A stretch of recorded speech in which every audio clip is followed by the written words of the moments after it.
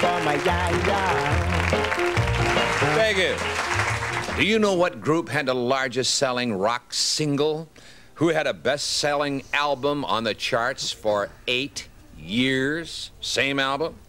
And what man knows more trivia and information about rock and roll than any other man in the world? Well, the answers are Bill Haley in the Comets, Johnny Mathis, and Norm Knight, who has recently written this book called, well, he's updated and revised it, the first edition of Rock On. And welcome Norm Knight to Kelly and Company. First volume. I'll get it. First volume. Volume 1, right. When did rock really begin? Rock and roll? You know, that's very interesting because the word rock and roll itself goes all the way back to the first song ever found with that title was a song from 1934 by a group called the Boswell Sisters, and it was simply called rock and roll. That's an expression that was used by musicians for a lot of years. Around 1951 or 52, a disc jockey who at the time was living in Cleveland, Ohio, by the name of Alan Freed, popularized that phrase because the music at the time he was playing by black artists at that time was called race music, sepia music, rhythm and blues. They had to have a different name because young white teenagers were buying the records. So he popularized the phrase. In 1954, he came to New York City, and he started doing a radio show there and doing shows at the New York Paramount Theater, the Brooklyn Fox, the Brooklyn Paramount. The people that went to the shows, it was unbelievable. And he started making the movies, and from that point in time, from around 1954, it became the expression that is related to contemporary music. So when you say young people, contemporary music, you say rock and roll.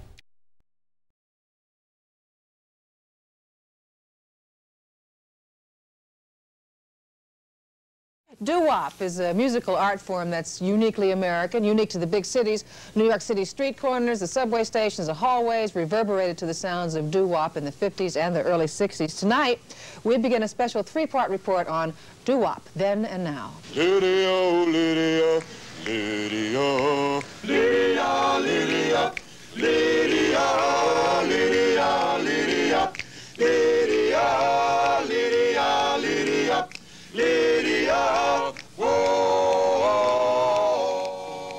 Doo-wop is group harmony. It's almost like barbershop with a beat. When people were listening to records like the Five Satins and the Channels and so many of those other tight harmony groups, there were certain songs that were coming out at that particular time in 1956 that had background refrains, like in the still of the night. You can listen to it and you'll hear doo-wop, doo-wop.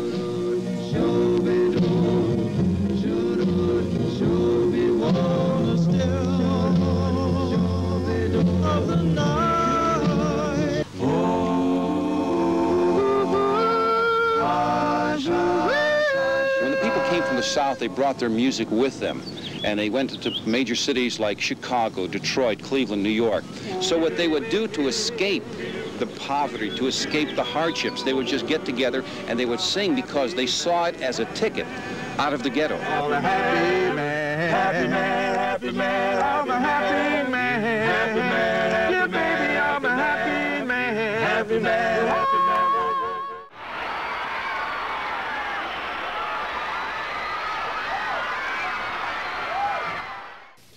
Fred, these children are out of control, particularly the big one. Oh, Mother. Don't oh mother me. I still want to know what that boy was doing in your room this morning. And last night. All right, forget to catch up. Fred, you haven't said one thing to her about this morning. Nothing. I'm always the one that has to discipline these kids. I'm always the bad guy because you're not man enough to be the head of this family. Calm down, Marianne. Yes, calm down, Marianne. Don't you talk to me like that, young lady. Do you see what's happening to her? Do you? Jenny will be all right. She's a fine young girl. She takes after her mother. No, I don't, Daddy. For once, I agree with you. She gets this from your side of the family, Fred. And in no time at all, she's going to be a weakling just like you. Now, calm down, Marianne. With no self-respect. Don't you? No morals. No self-control. Don't you dare talk to him like that. What? You heard me. I'm glad I'm like Daddy. If I was like you, I'd kill myself. Janie, don't get yourself in any more hot water. You're in it already. Yeah, well, I've had it. Uh-oh. You've had it? Where do you think you're going? I'm going to see my man. What That man! You come back here. And I'd never treat him the way you treat Daddy. I'll care for him and give him love and kindness and respect. You just come back here and sit down. Goodbye, Mother.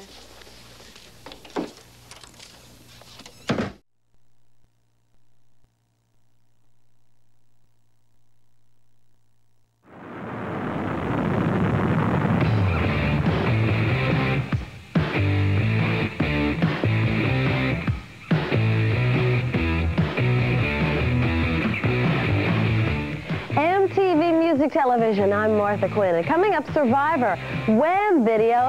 Here in the studio, a guy who knows how to rock on all through the night. He's up in 10, and we've got the Thompson twins starting off this hour.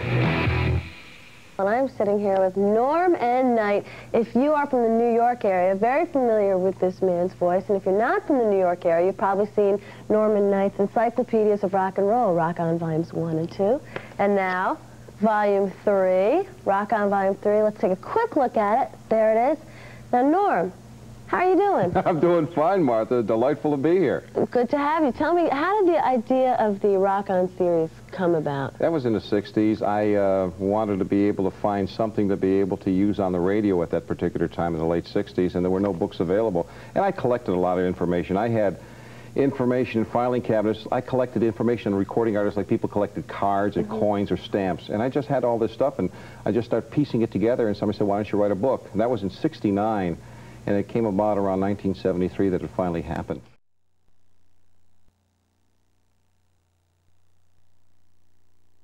And good morning. Happy Thanksgiving to all of you.